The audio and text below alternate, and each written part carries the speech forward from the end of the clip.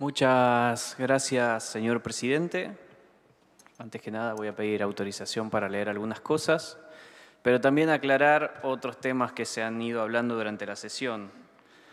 Una diputada de la izquierda habló de levantamientos, no sé cuántas veces dijo levantamientos, y habló después de que ha gobernado el radicalismo, el peronismo y ahora los liberales. Sí, pero nunca la izquierda, porque por algo deben estar haciendo mal que justamente ni los trabajadores, ni los sindicatos, ni la gente en general los apoya. Por otro lado, quiero hablar un poco de lo que es el tema de las universidades. Nosotros hemos entrado en un proceso de revisión de gastos, desde Nación con todos los ministerios. También, obviamente, esperamos que también lo hagan en la provincia, en los municipios. Pero con esto que hemos entrado en revisión de gastos, las universidades no pueden estar ajenas a esto. No hay privilegios para nadie. Por ende, también entran en revisión los gastos de las universidades. Pero antes de meterme en lo que sucede actualmente, hay que recordar algunos datos. Massa, en agosto, el ministro de Economía, Massa, en agosto de 2022, recortó en 70.000 millones de pesos al Ministerio de Educación. Nadie dijo nada. Desde septiembre del 2022, el presupuesto universitario está congelado. Desde septiembre del 2022 el presupuesto universitario está congelado. Es decir, pasó octubre, noviembre, diciembre del 2022, nadie dijo nada y todo el año electoral de 2023 tampoco dijo nada, alguien, algo. Se callaron la boca. También es curioso, porque ahí también recordemos la inflación que había, y también es curioso que no solamente que nadie decía nada, sino que Massa, el ministro de Economía y candidato a presidente, cerraba su campaña en un colegio universitario. ¿Qué convivencia que había entre las universidades y en este caso el candidato del Frente de Todos? Yo creo que, no voy a decirles que es teléfono para los compañeros del Frente de Todos, pero quizás para otras fuerzas sí. También, por supuesto, también adoctrinan en las universidades, eso sin lugar a dudas, y por eso también desde el Ministerio de Capital Humano, desde la Secretaría de Educación, se abrió una línea para denunciar los adoctrinamientos en las universidades. A mí me causa gracia de que muchos hayan hecho silencio mientras todo esto pasaba. No solamente esto, sino que desde que asumió el nuevo gobierno nacional con la presidencia de Javier Milei, se debía octubre, noviembre y diciembre. Todo un trimestre entero sin poner un peso. Nadie decía nada. ¿Qué pasó cuando llegó el gobierno de Javier Milei, del cual una de las prioridades es la educación? Se pagó absolutamente todo. No vamos a hablar tampoco de las transferencias en diciembre, cuando ya sabíamos cómo había sucedido todo, a 2 universidades que no tienen alumnos, que se transfirieron 2 partidas presupuestarias de 400 millones de pesos a cada universidad sin ningún control.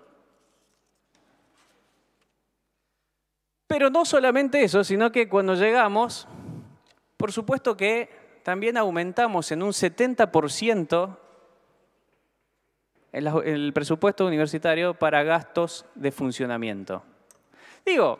Eso quiero que quede claro porque no solamente que estaba congelado desde septiembre del 2022, sino que se debía a octubre, noviembre, diciembre y nadie había dicho nada. Y los gastos para funcionamiento no se habían transferido.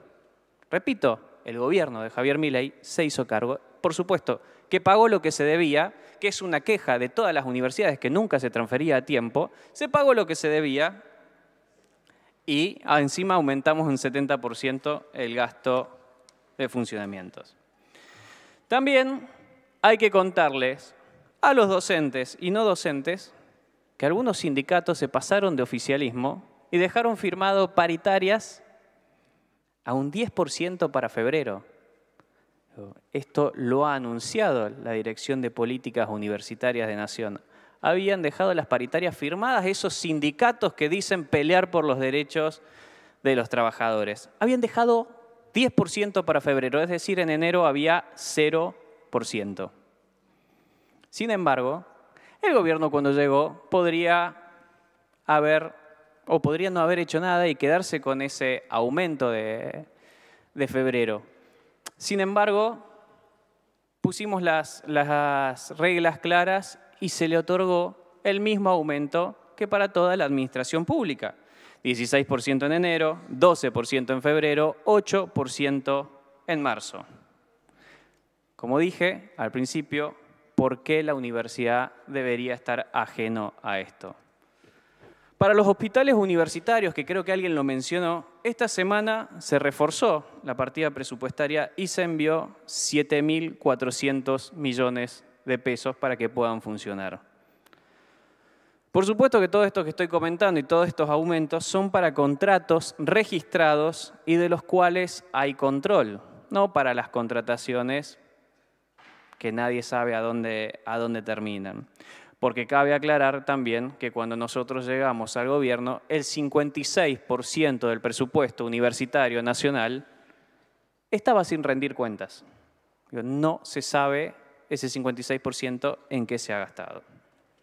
Entonces, muchas veces se ha puesto en duda en algunos discursos la continuidad de las clases. Las clases están garantizadas. Lo que no se garantiza es el resto de los gastos que están ocultos o que faltan de rendir para estas universidades. Pero durante mucho tiempo, y en esto creo que podemos tener muchas diferencias, pero en esto creo que vamos a coincidir, durante mucho tiempo cuando hablamos de educación se habla siempre de cuestiones presupuestarias. Falta a veces, y esto también hacemos autocrítica, creo que todos los que estamos acá, falta a veces ir un poquito más de fondo a qué es lo que está pasando en la educación, porque no todo se puede resumir a una cuestión presupuestaria. En los últimos años en Argentina, con índices internacionales, hemos caído en la calidad educativa. Pero también hay otros números que, por ejemplo, en Argentina tenemos 557 estudiantes cada 10.000 habitantes. En Brasil hay 408 y en Chile 355. A priori, diríamos, es un buen número, por supuesto. El problema está que en graduados, en Argentina tenemos 31 cada 10.000 habitantes, en Brasil 61 y en Chile 55. Creo que también son cuestiones para debatir y ojalá utilicemos esta Cámara también para debatir sobre educación.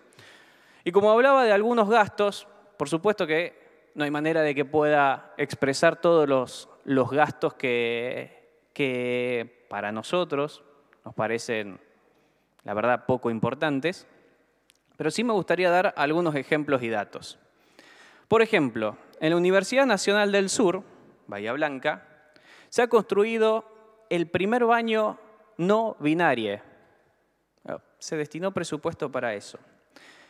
En la Universidad de La Plata hay un programa de acompañamiento transfeminista, lo cual también se destina en presupuestos. En la Universidad de Lanús había conversatorios, acá justamente adoctrinaban, tenían conversatorios sobre la agenda feminista y las elecciones 2023 y los avances de los antiderechos de Milei. Todo eso, por supuesto, se promocionaba con las redes oficiales de las universidades. En la Universidad Nacional de Mar del Plata hay cursos de posgrados que ofrecen o donde se enseñan materias llamadas consumo de sustancias desde una perspectiva de género. Universidad Nacional de 3 de Febrero hay una especialización en estudios y políticas de género donde en el segundo cuatrimestre hay materias como lo que es la deconstrucción machista.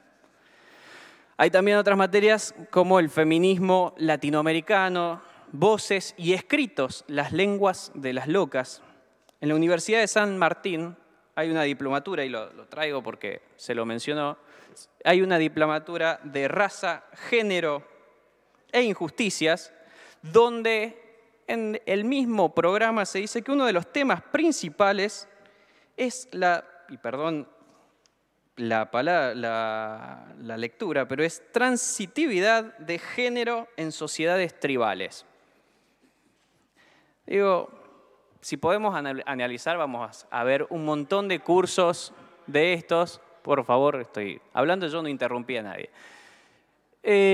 Por supuesto, vamos a ver un montón de cursos como estos, donde la verdad es que lo podríamos debatir de por qué no se hablan de estas cosas. ¿Qué hay detrás de todos estos presupuestos y estas cuestiones de género, de diversidades o de construcción de baños no binarios?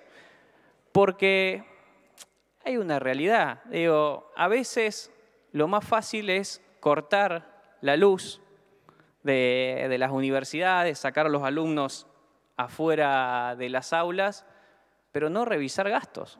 Digo, lo mismo pasa en algunos municipios que han salido uniformemente a ponerle impuestos a la gente que carga combustible en su ciudad.